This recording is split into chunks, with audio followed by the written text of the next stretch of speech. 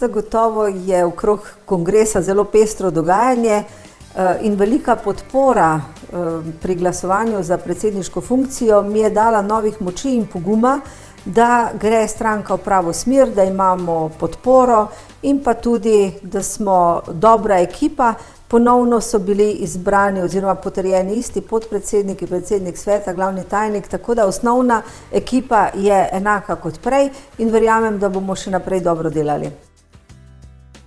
Zagotovo je vodenje stranke zelo odgovorna funkcija, vodenje vlade pa še toliko bolj. Seveda pa, če bi volivci to nalogo zaupali Novi Sloveniji in jo v največji možni meri podprli na volitvah, potem je to odgovorna naloga, ki pa se je Nova Slovenija ne sme ustrašiti, ker mi imamo program, imamo konkretne ideje, imamo tudi ljudi, ki znajo, ki se spoznajo na svoje področja, predvsem pa imamo tudi veliko volje delati dobro za Slovenijo.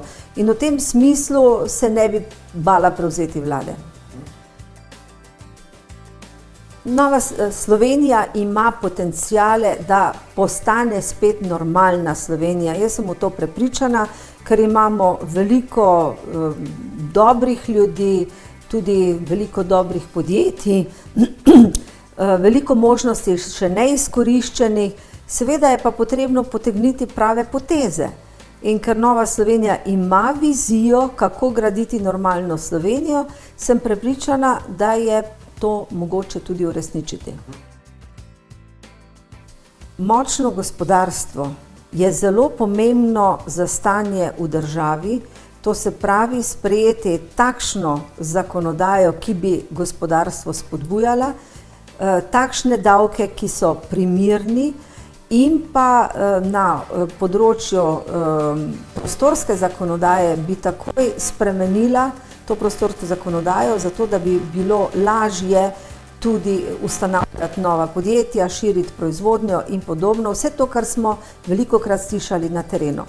Naslednja stvar bi poenostavila različne administrativne predpise, ovire, torej odprava birokratskih ovir. Seveda pomembna je varnost državljanov in zato potrebujemo tudi pravično sodstvo.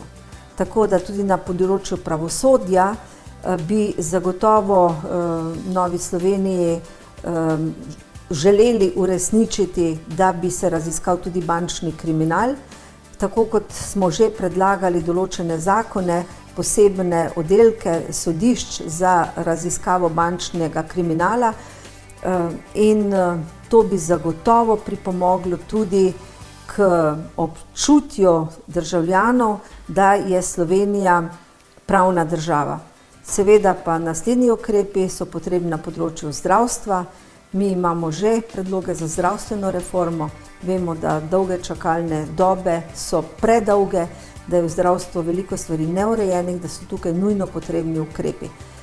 Predvsem bi pa naredila čim več spodbudnih ukrepov za družine, kajti demografska slika v Sloveniji je izredno slaba, približno 10 000 rojstev letno nam primanjkuje za obnovo naroda, tako da ukrepe, ki bi spodbujali mlade, ki bi izboljšali možnosti zaposlovanja, pridobivanja stanovanja, tukaj mora Nova Slovenija oziroma prihodnja vlada narediti veliko odločnejše korake.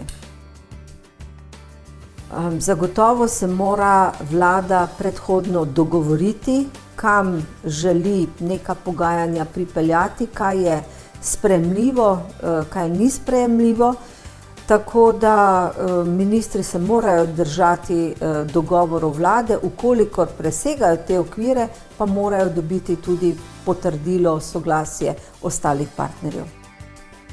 Ukolikor se ni držala dogovorov, zagotovo, tukaj pa so stvari nejasne, po eni strani trditve, da je vlada sprejela takšne pogoje, torej da je ministrica imela adute ali pa argumente za pogajanja. Občutek je, da je potem na podlagi javnega mnenja, ki temu sporazumu ni bilo naklonjeno, da so si koalicijski partnerji premislili. Ne vem podrobnosti, zagotovo pa ta ministrica ni več primerna za vodenje zdravstvenega resorja. Bila je tudi že interpelirana in se je pokazalo, da pač ne obvladuje položaja. Vemo, da ta resor je zelo težak, da je problemov veliko, da je v ozadju tudi precej lobijev in korupcije, tako da potrebujemo na tej funkciji nekoga, ki je odločen, ki je poznavalec stvari in ki ima seveda tudi močno podporo predsednika vlade in koalicijskih partnerjev. Ta ministrica to zagotovo več nima. Ja, do neke mere zagotovo. Vemo, da se v zadnjem letu čakalne dobe so se kar nekajkrat povečale, tudi stavka zdravnikov kar naprej grozi, potem nam primanjkuje določenih specialistov, zdravniki odhajajo v tujino, tako da zagotovo je zdravstveni sistem tudi pred to možnostjo popolnega razpada. Oboje.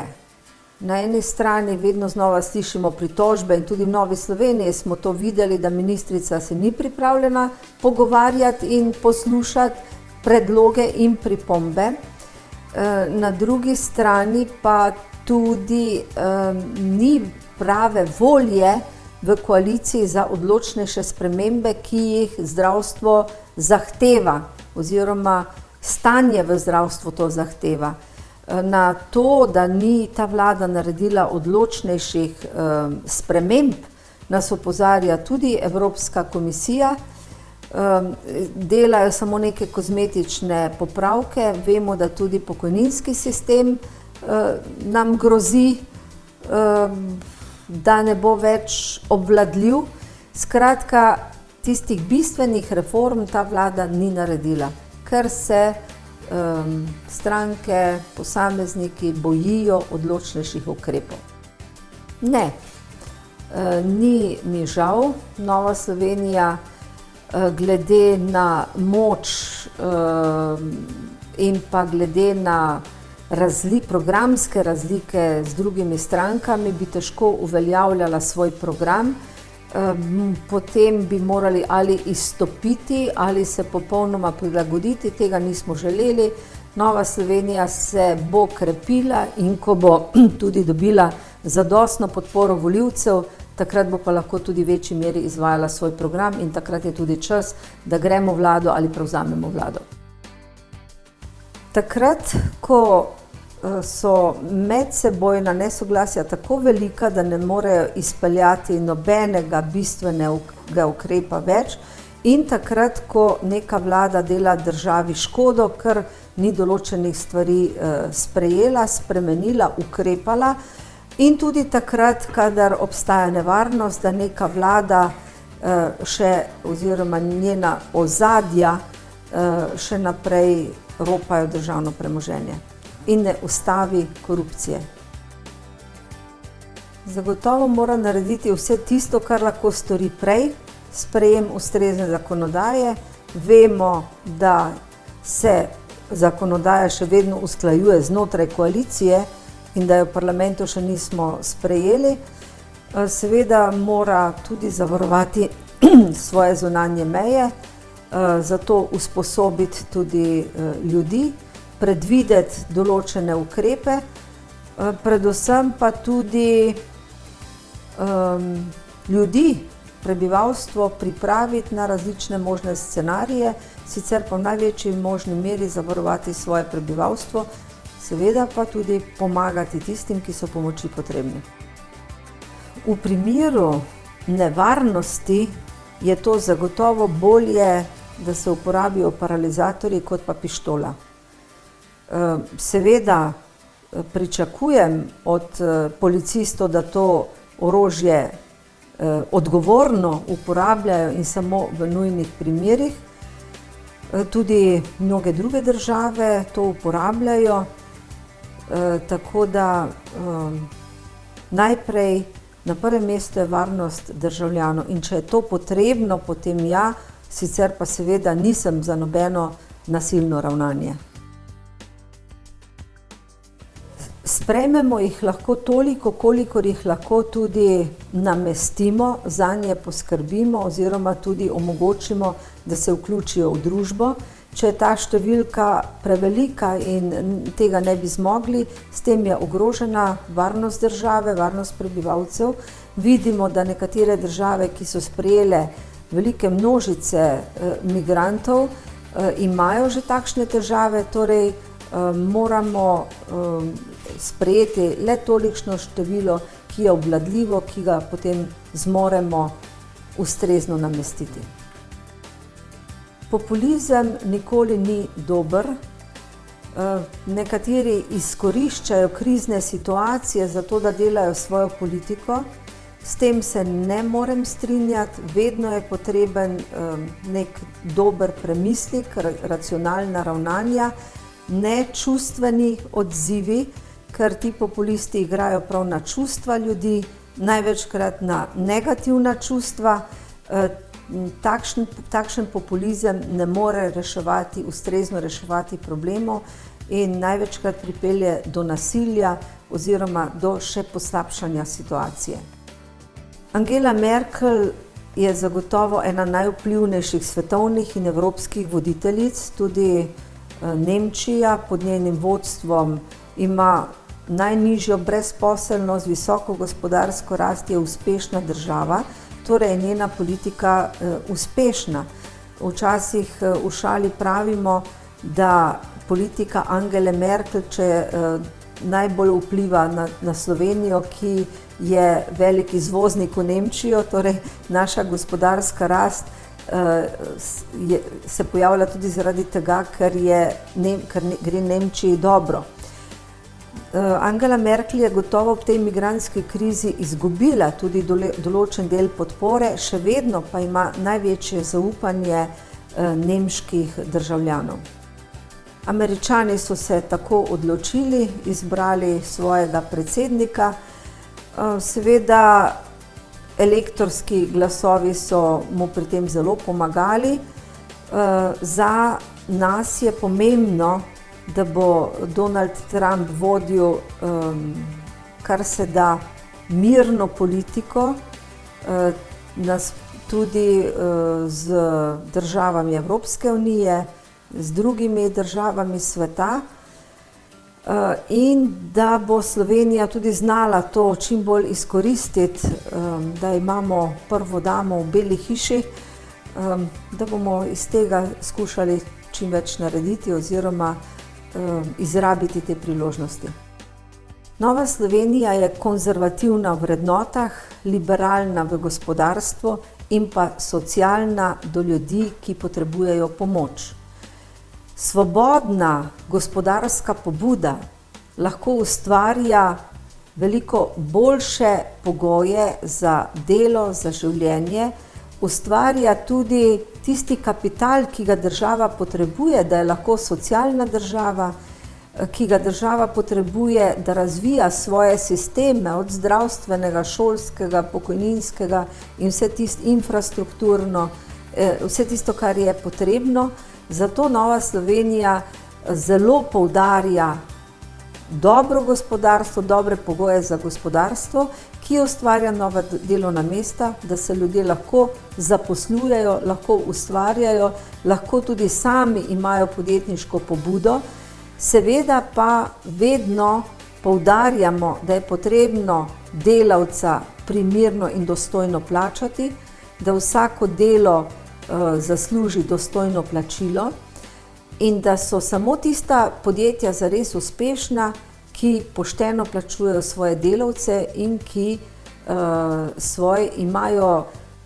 ko imajo delodajalci dobre odnose s svojimi zaposlenimi. Tista podjetja so najuspešnejša in to je naša vizija in to je naš ideal. Oboje je potrebno.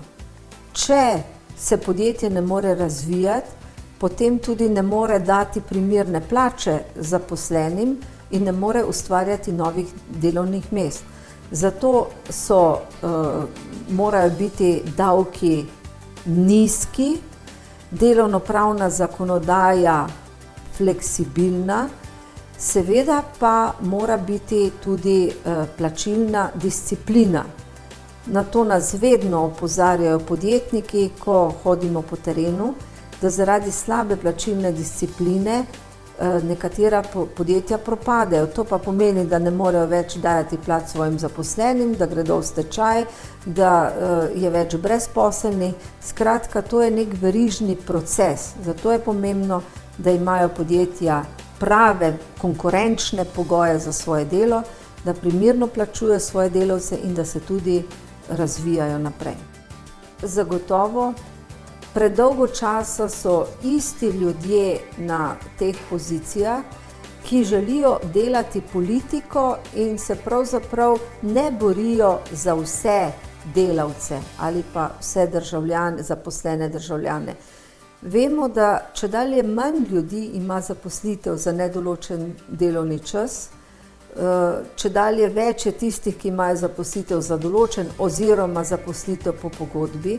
Še posebej mlada populacija dejansko ima zelo malo možnosti za redne zaposlitve, torej čedalje bolj varujejo pravice s čim vedno manjšega števila zaposlenih.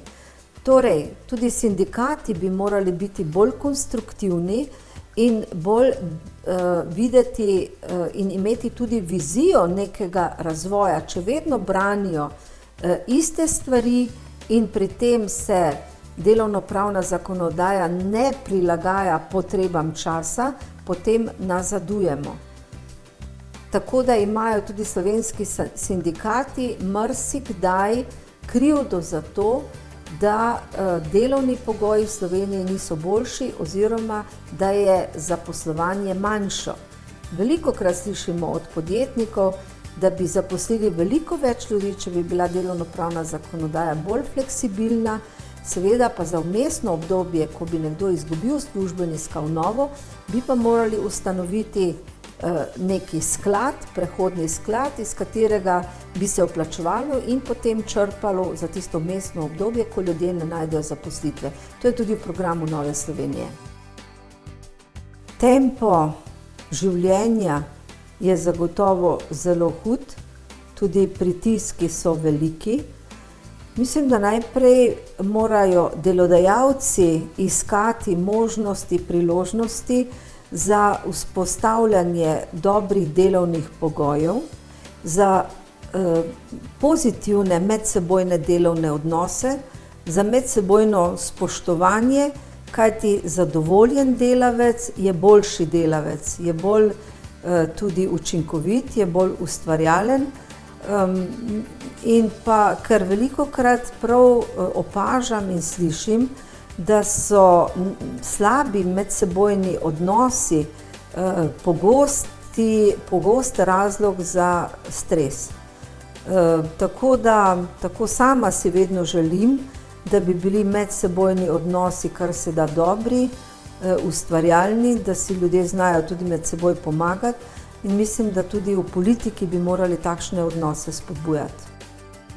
Če je potrebno, seveda tudi to znam oziroma odločno reči stvari, za katere mislim, da jih je potrebno izreči in da je prav, da se bodisi nekaj slabega ustavi, bodisi sproži nekaj novega.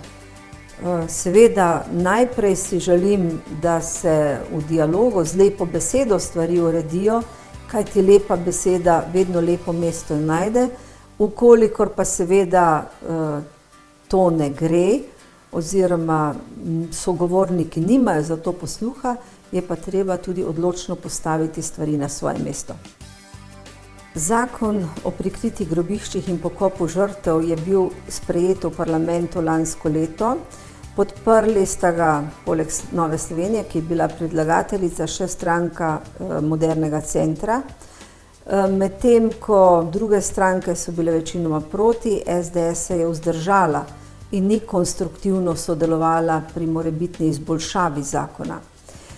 To, kar zdaj naj bi novela njihovega zakona izboljšala, ni potrebno, kajti naš zakon predvideva, da mora biti v primeru, ko se začnejo izkopi dela na določenem grobišču, prisotna policija, ki mora narediti zapisnik.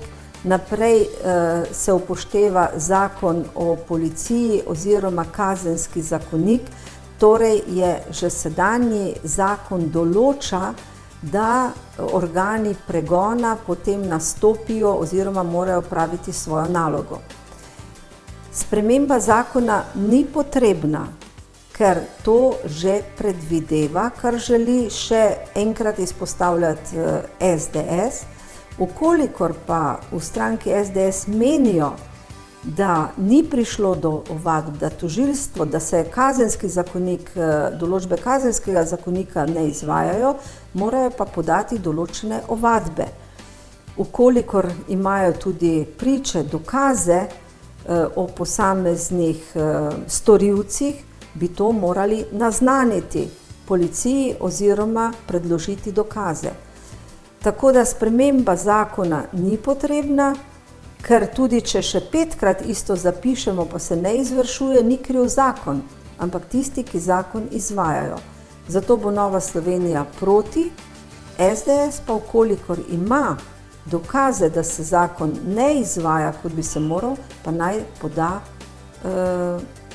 ovadbo. Zagotovo je predolgo obdobje 70 let, preden so se začela izvajati prekopi, pokopi žrtev, postavljati obeležja in podobno.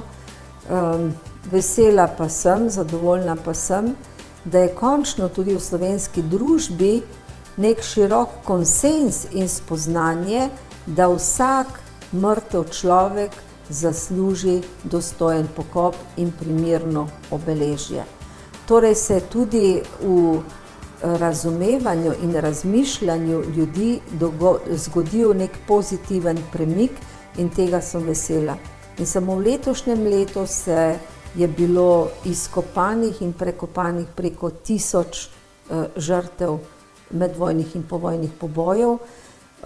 Tako da komisija zelo intenzivno dela.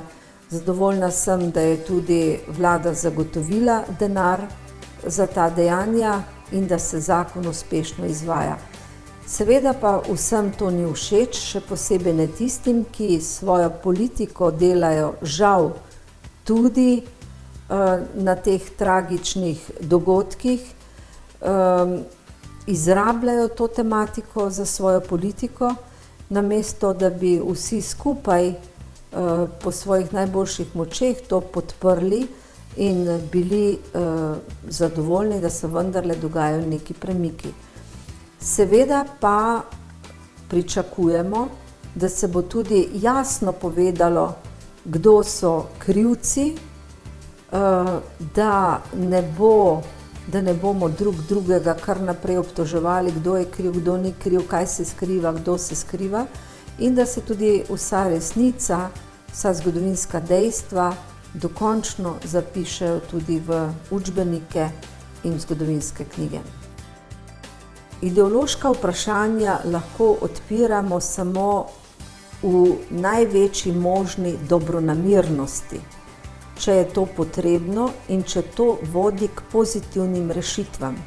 Če se ideološka vprašanja odpirajo zaradi tega, da delamo na njih svojo politiko in vznemirjamo ali pa spodbujamo ljudi še večjim delitvam, to zagotovo ni prava rešitev, ni prava in državotvorna rešitev.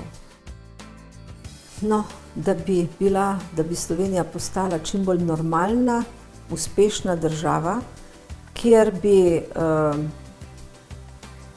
gospodarstvo bilo vedno močnejše, kjer bi tudi družine bile cenjene, spoštovane in bi se rodnost povečevala za obstoj slovenskega naroda, in kjer bi dosegli tudi pravično pravosodje oziroma zaupanje v sodstvo in pa seveda če bi vodila državo, bi si želela, da bi bilo razprtij v narodu čim manj in da bi si vsi prizadevali, da bi bila ta država bolj uspešna in odnosi med ljudmi čim boljši. Vsem bralcem želim, da bi z veseljem prebrali Krščanskega demokrata, da bi bili z veseljem tudi pripadniki Nove Slovenije, da bi z veseljem živeli v Sloveniji in da bi si tudi vsi skupaj gradili bolj normalno, boljšo Slovenijo, boljše medsebojne odnose. Vsak od nas lahko premakne kamenček in potem lahko premaknemo tudi goro.